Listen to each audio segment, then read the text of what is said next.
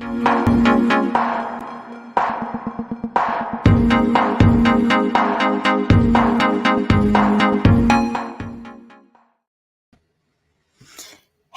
everyone, and thank you so much for joining us today in this live session as part of Curious About, hosted by Glasgow Science Centre.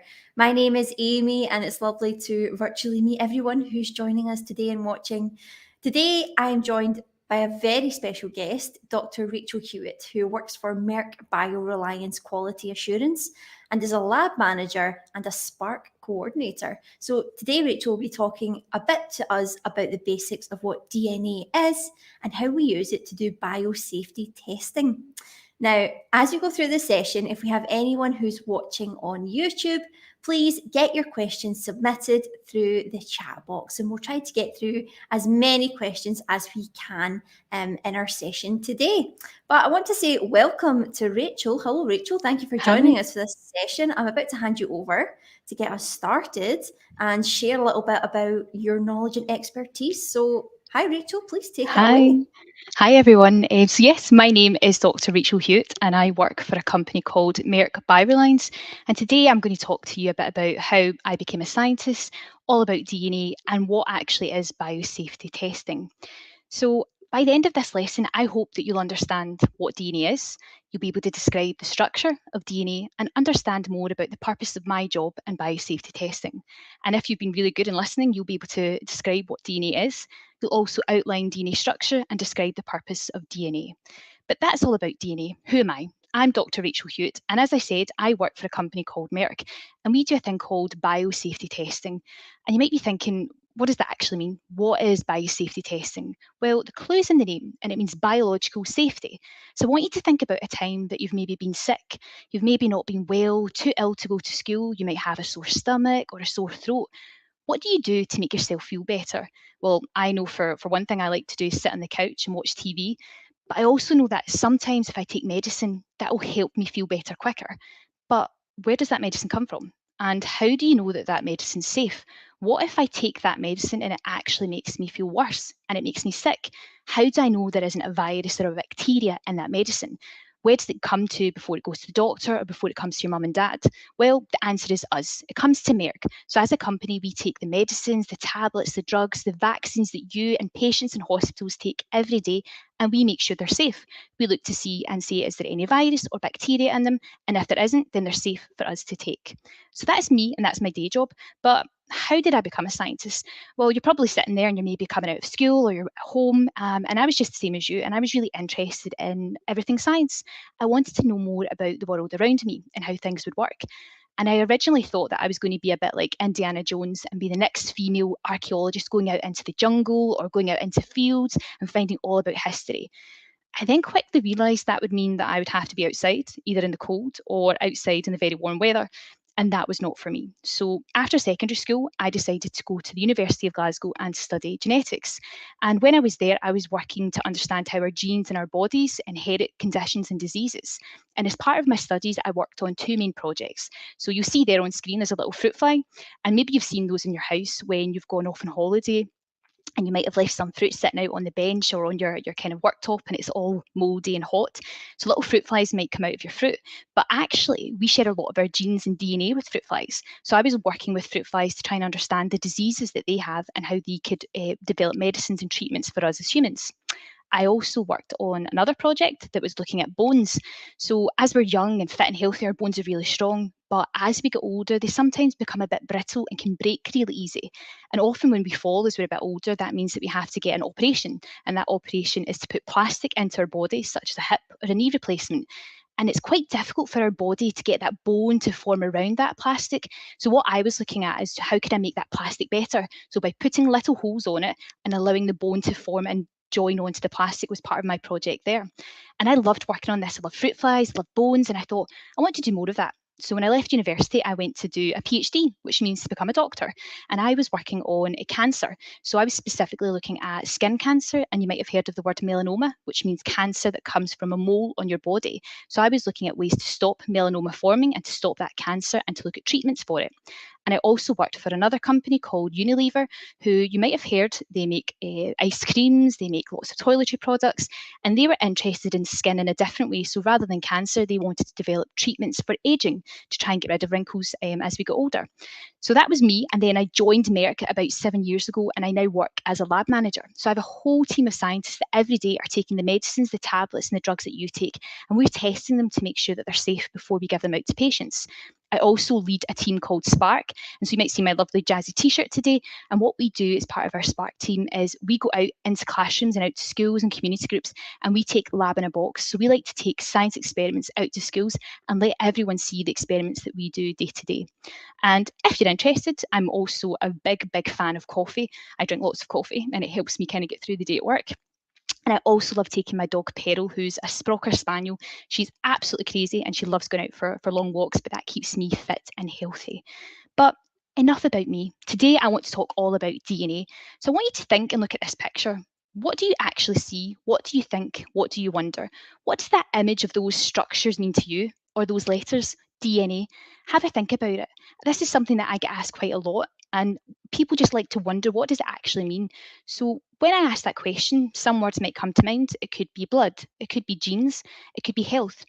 A lot of the time, though, what I actually hear from people is, what is it for and what does it actually do? So what is DNA? And that's where hopefully you'll learn a bit about that today from me. So DNA actually stands for deoxyribonucleic acid, which is a really big word. So if you can remember that by the end of this session today, I'll be super impressed. But it really means that this is a material that is found in all of our body, in each of our living cells. So I want you to think back, maybe you were at school or nursery and you might have built a tower with all these different building blocks. So our body is just like that. Our DNA is the building blocks that makes us, each and every cell, and makes us unique. I like to also think of it as my recipe book or my manual. Maybe you've baked a cake before. So when we bake a cake, we have different ingredients, but we also have a recipe book. And that recipe book is really important. There'll be a different recipe for a carrot cake or a different recipe for a chocolate cake. So inside each of our cells is a different recipe to give us a heart cell, or maybe to give us a muscle cell, or to maybe give us an eye cell. Each cell has its own recipe book and a special code. And that's because of our DNA. You can't see DNA, you can't feel DNA in our body, but it just exists. And it's your DNA that makes you and makes you unique. So have a think about it. Look around. Who is sitting there and they might have blue eyes, they might have green eyes, or blonde hair, black hair, brown hair. It's our special code and our special DNA that makes us unique and makes us different. We look so different to everyone around us, and that's why our DNA is so important to us. And where do we actually find that DNA? So you might see those structures on the screen. I like to think of them as snakes that weave in and out. So this is called a double helix, and that contains all the information and all the code, and that can be found in every living cell in our body.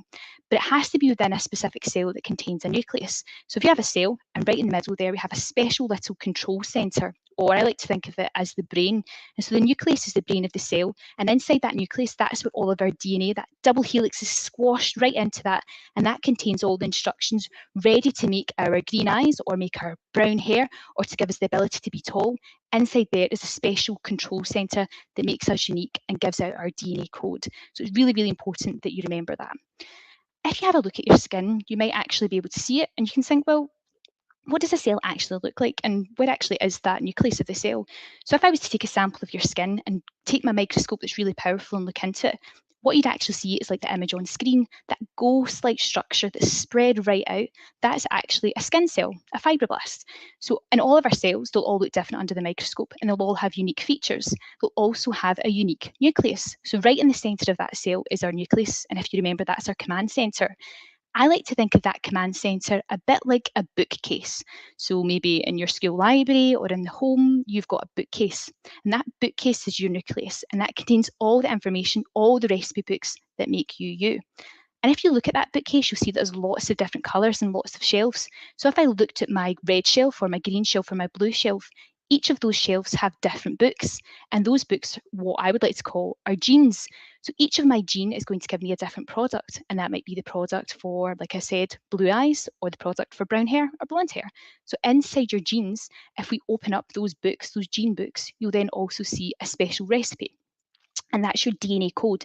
On each of those pages, you'll see lots of the special code, and that's actually your ingredients. So that's the ingredients that make you tall, or make you be able to roll your tongue, or not be able to roll your tongue. That's where we make our special traits, our special code and characteristics are all contained within that book. So you have your nucleus, it's your bookcase, all the information of the genome that makes you you, our special genes in our recipe books, and when we open that book up, that's where you've got your special DNA sequence and code. So we know that DNA is in the nucleus of the cell and it's compacted right in there and squeezed in. We know that it's only found in living cells. So we can only find DNA in cells that have a nucleus and in living organisms. So today I've got a little quiz for you, and I want you to try and look at the pictures on screen. And I want you to have a think, which of these images would not contain DNA? So which of these images are not alive and don't have a nucleus?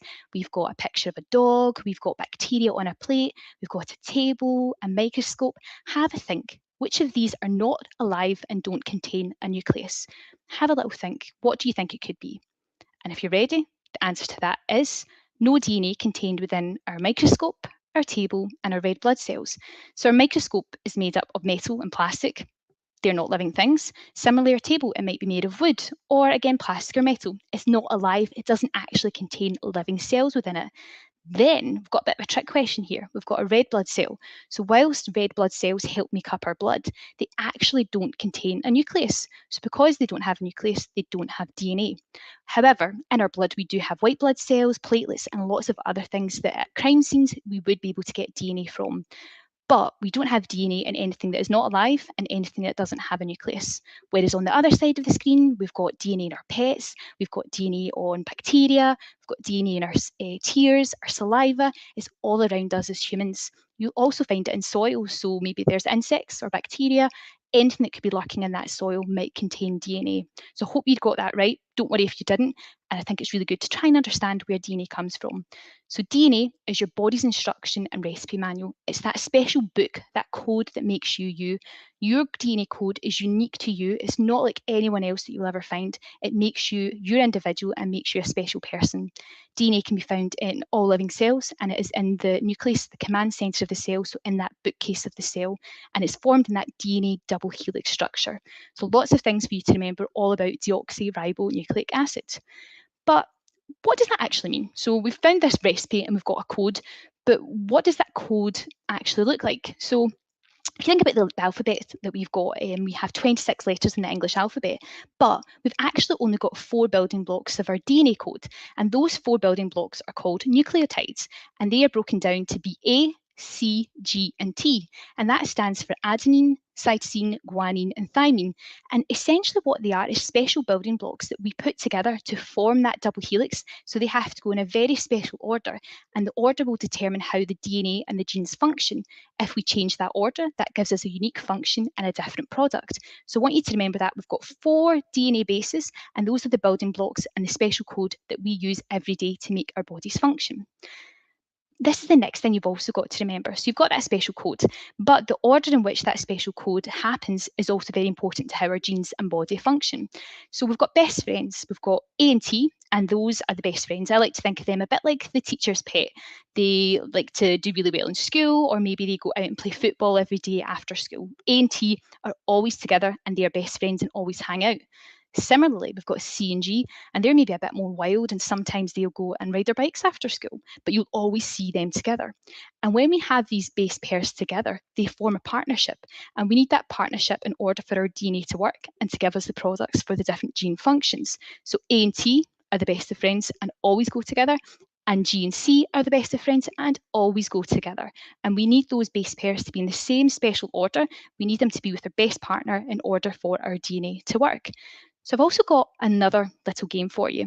So I'm going to show you a DNA sequence, a DNA code, and what I'd like you to do is to try and match the DNA nucleotide to its partner. So if you'll remember, we've got A and T that plan together, and we've also got C and G that match together. So on screen, what you'll see is I've got a DNA sequence, I've got a DNA strand, and it's complete on the top, so it goes ATC, ACT, and GCG. But what you'll notice on my bottom strand, I have 2 missing positions. I've got 2 missing bases. So can you help me find the partner? T should be partnered with who, and C should be partnered with who. I've got 2 missing places there. Can you have a think and match up those base pairs? Who should their partner and their best buddy be? I'll give you a wee second to think about that. Have a little go. Who should match T and who should match C? If you've had a little think about it, and then I'll show you the answer. And the answer is A and G. So just as we said before, T is the best friends with A and they always go together, and C is the best friends with G and they always go together.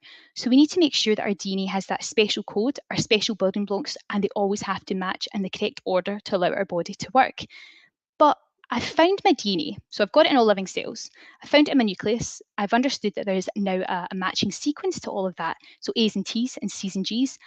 What do I actually do with it when I take my DNA into the lab? And this is where I come in as a biosafety testing scientist. So the first thing I need to do is I've got my cells and I've got DNA. So that comes in a sample. That might be in a swab. So maybe you saw during COVID or you had to get a PCR test yourself. You would first start off with taking a sample. So we might get a swab and put it down our nose or throat to get that sample. Or it might be a tablet. So maybe it's a medicine that you take every day. And we want to get that tablet and that swab, and we want to first of all break it down. So we've got our cells in those samples and we need to pop them open. So what we'll do is we'll take that sample into the lab, we'll pop it open with chemicals, and what we'll do is we'll extract and we'll remove the DNA from that sample. And what we do is we end up with a sample down at the bottom of the screen there that looks like a white glob. So I've found my cells, I've extracted the DNA. Now I need to start to look and interrogate that DNA sequence and code. I need to start to look and see, what does that code actually mean? So I'll take my sample, I've popped open the cells, I'll take that white globby sticky substance and I'll pop it into the lab. Once I've got it into the lab, I then need a few additional molecules and helper things to help me start looking for that special recipe and that manual book that's in the cells. And what we do is we do a reaction called polymerase chain reaction, which sounds like quite a big fancy word. But what I want you to think about is if you've ever sent a letter, maybe in the post, and when you send that letter, you'll send it maybe to Santa Claus or to your gran or your cousin, whoever it is. A lot of the time we add a thing called a postcode. And that postcode is like a special flag, a special marker that tells us where that location of that letter should be. So what I do is I take my DNA and I add helper molecules, if you think of it, little post people. And what those post people are going to do is look for the postcode of a virus or of a bacteria. They will take that DNA code and they will search along. And when they bind and find that postcode, they will stick to that DNA. And what we do is we keep copying that over and over lots and lots of times to try and get more of the virus.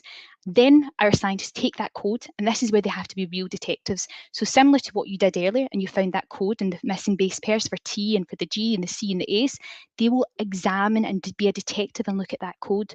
And what they'll start to do is go, does that code that I've got from the cells match maybe coronavirus? Or does it match the flu or Zika virus? If it matches the virus, that means that then there's virus in your tablet and your medicine. And as a biosafety testing scientist, we would then say to the companies and to our patients, sorry, this medicine contains virus, pardon me, and isn't safe and fit to take. On the reverse of that, if we've got the sample and we look and we can't find a match to the flu, to the Zika, or to coronavirus, what we'd say is that your sample is actually free and safe to take. And then we'd release that medicine out into the environment and out into the products for everyone to take. So we get our sample, we break it down, we add our special postcode helpers, they search and they investigate and look for that sequence to match that virus. If we've got a match and we've found the same sequence, we can then say in this sample there is Zika or there's flu or there's coronavirus. That sample isn't safe, that medicine isn't safe to take. If we search and we can't find a match, that means that medicine's safe, and then we can give it out to everyone to take in the shops, pharmacies and hospitals. So every day, that's what our scientists are doing, checking for viruses, bacteria, anything that could cause us harm in the medicines and vaccines and products that you take every single day. And just as a wee recap, and these are things that hopefully you'll remember and take away from our lesson today, what does DNA stand for? It is deoxyribonucleic acid. What is DNA? So as we've heard, it's a special set of instructions that make us unique. It's our recipe book. Where can we find DNA? It can be found in all living cells and it's contained in the nucleus of our cell. What are the base pairs of DNA? So that's A and T, and they always go together, and C and G always go together, and they need to be together in order for our DNA to work and to function correctly. And once we've extracted DNA, what does it actually look like? So if you think back to that picture, it's a white, globby, sticky substance that we find in all of our cells, and we take that and then we start to look for that postcode and identify the sequence and the code. So hopefully today you've heard a little bit more about the DNA structure, what it looks like in that double helix, and what it looks like when we remove it from a cell, and also a little bit more about the DNA special code that as biosafety testing scientists, we're looking at each and every day to make sure the medicines that you take are fit and safe for purpose. And thank you everyone for taking the time to listen to me today. Thank you so much, Rachel, for sharing that with us. I've already got some questions myself that I've thought of when you were Perfect. chatting away. If anyone is watching, remember, if you're watching on YouTube, you can ask your questions in the YouTube chat box and we'll get through as many as we can in the time we have left in our session. And we're just going to hop right into it, Rachel, with our first question, which is, where is the DNA in our body? So we've answered this a little bit already, but maybe you could talk to us a bit more about where Yeah, it can be so found. DNA is located in the nucleus, as we've heard, and it's wrapped around those lovely double helix that we've got, but it's also found within our chromosomes. So as a human, we tend to have 23 chromosomes that we have within our body, and it's really, really important that we have that DNA squashed all the way into the cell. So if you were to take DNA out of a cell and stretch it, it would be about 2 meters long. So you can imagine that's a lot of DNA and a lot of material that we have to squeeze and compact all the way down into our body. So I think it's really smart and quite funny and incredible that our body can take something so big and then squeeze it all the way down into the chromosomes and into the nucleus of our cell, ready to do the function that it has to do every single day. Yeah, that is incredible to think about it, about how small those individual pieces are. But yeah, there must be so many to make them that long. There is Amazing. indeed. Fantastic. We'll get our next question up for Rachel then, which is, this leads on to what you were just saying. It does How indeed. much DNA is actually Yes. in your So body? this is actually this is a great question, but also quite a tricky question. So if we think about DNA in terms of the number of genes, as a human, we have around about 25,000 genes, which is a lot of genes. And so all of that DNA is within our whole body. We also have lots of different types of genes and types of cells that are in our body. We can also quantitate down into individual cells, and it's what we tend to call about 3.6 picograms, which is a tiny, tiny amount of actual quantitation of DNA. But if we put that all together, then it creates this massive big genome that we have in every single one of our cells, ready to make those instructions that make us unique. So again, I think it's fascinating, that idea that you can take all of 25,000 genes into a human body, into every cell essentially, and they function and do different things for us every single day. Yeah, the human body and other living things. It's amazing to think about how it all comes together to work like that. Amazing. Okay, we'll have our next question.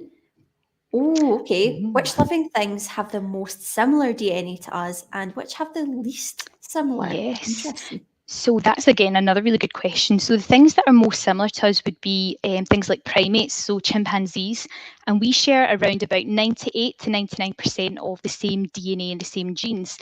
But obviously we don't look like chimpanzees and we don't function quite the same as chimpanzees. So whilst we share a lot of that DNA, the way in which our body uses that DNA is quite different. So that's something that I always like to think about. If you think of a car, you might have a blue car that's really big, or you'll have a red car that has 4 doors, or maybe the white car's only got 2 doors.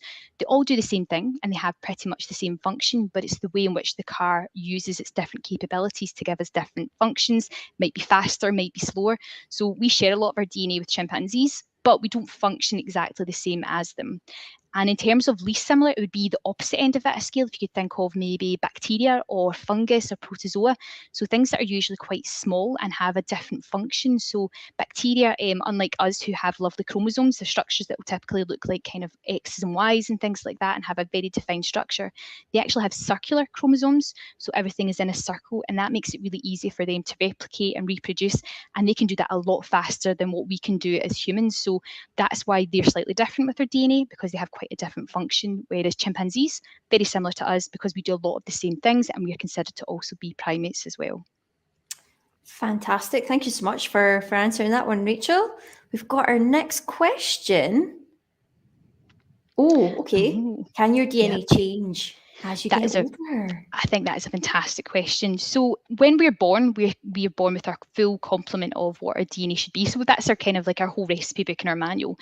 As we get older, there are main 2 things that can change. So something that's called an epigenetic modification. So earlier I showed you that DNA structure and we had that sequence. But in order to get that DNA to squeeze into the cells, we actually have helper molecules that sit on top of our DNA, and they're called epigenetics, so outside the DNA. And what they'll do is sometimes they will help the DNA to squeeze in, so then it will maybe make the DNA quiet and not express, or they might open the DNA up and that will allow the DNA to give out different signals and then be expressed. as we get older and we're exposed to different things, such as UV or maybe the food and the drink that we take, that can actually change how our epigenetic modifications work. So as we get older, we might get different types of modifications, or we might also get mutations. Maybe we're exposed to harmful chemicals, and sometimes that can actually alter and change the DNA structure, so that order A, T, C, and G can actually change. And when that changes and the base partners aren't correct, that's actually called a mutation. So that's the two main things on our DNA and then within our DNA in terms of a mutation. And that does unfortunately happen sometimes as we get a little bit older.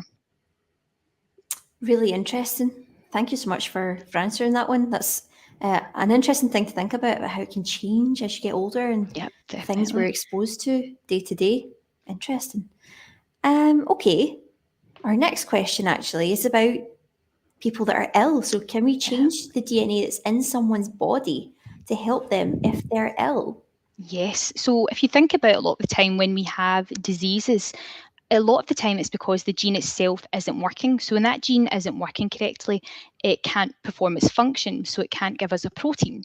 So what we want to do sometime is deliver the correct working version of that gene to the location that it needs to be. So what we'll do with that is we use a thing called gene therapy. So this is where we actually use viruses for quite a good purpose. So we'll take the virus with the working version of the gene and we'll insert that into the cells of the ill patient, and then that starts to integrate, it starts to work in the body, and it delivers the correct version of the DNA of the gene to the ill person. And hopefully, if the gene therapy's worked, that person will be fine and go on and live a happy and healthy life. Wow, that's amazing that we've gotten to that point where we can use that sort of technology. Fantastic. Great. We've got a couple more questions before we wrap up today. Oh, who discovered DNA? Yes, so DNA was discovered quite a while now. It was back in 1953 by two scientists called Watson and Crick, and they actually went on to win a Nobel Prize, which is a massive big award for all scientists to kind of win. And it was really important because without that discovery, we wouldn't be able to understand how genes, how diseases, how all of our mechanisms of our body work. But also really integral to that discovery was a female scientist, Rosalind Franklin. And I think she's absolutely one of the most amazing scientists that you could probably read about, and I would definitely encourage everyone to go and have a look at Rosalind and find out more about her work that she did. And she was really important to that whole discovery, because without her X-ray diffraction, so basically taking images of that double helix structure, we wouldn't have been able to find out the double helix and the structure of DNA. So it was Watson, Crick and Franklin that all discovered that together, and additional scientists that also helped with that group as well. So if you're interested, go out there, have a look and see what you can find. Fantastic. Thank you. We've got our very last question of our session today, Rachel. And it's about you. We want to hear about you. What does your day, or what does a day in your life look like as a lab manager? Yeah, so my days can be really different. So a lot of the time I'll come in and I'll be at my desk in the morning and I'll be answering emails and questions. So we might have a client that comes to us and says, I've got a new product, I've got a new drug. Could you help us design an experiment to test for coronavirus? So I'll then have to have a call with that client and design the experiments that we want to basically participate in the lab. Once we've done that, I'll then be in the lab. I might be then taking cells from another patient or from another client's sample, and I'll be extracting it and I'll be taking out the DNA. I'll then be running it onto gels to look and identify the different banding patterns that we have. So again, looking at the different ways that sequence can join up and create the DNA structures. And then if I'm not doing that, I'll also be doing Spark stuff. So I'll be going out to schools and taking science experiments out into classrooms and showing people how to do maybe DNA extraction from a banana or a strawberry, or to learn about gene therapy and the different types of work that we do here at Merck and at Biolines. So lots of different things every day. And it can be super busy, and I love being in the lab. I think that's probably one of my most favourite things, being in the lab, looking at all the data and then trying to explain that data out to the rest of the team as well. I think that's really important, to be able to explain the data and what you think the result of that is. So I do genuinely love my job and love working for Merck. Great. I'm glad to hear it. I think it's very important that you enjoy what you do every day. Absolutely. Definitely. Listen, thank you so much, Rachel, for joining us today and for sharing your knowledge with us. It's been great to have a chat and hear all about your work. So we'll say bye-bye to Rachel for just now. And of course, thank you to our audience, for everyone who has tuned into this session. Thank you so much for joining us today. If you would like to find out a little bit more about the work that Merck do, you can head to their website, which is www.bioreliance.com/GB. And of course, for more content from ourselves at Glasgow Science Centre, you can visit the Curious About website at curiousabout.glasgowsciencecentre.org. If you head there, you'll find lots more interesting content like games and activities, plus all of our live events are being recorded and will be available to play back later from the website too. The last thing from me is to say we would love to hear what you thought of our live session today. So a link to a brief survey will appear in the YouTube chat box just now. If you could fill that out, let us know. We would really appreciate it.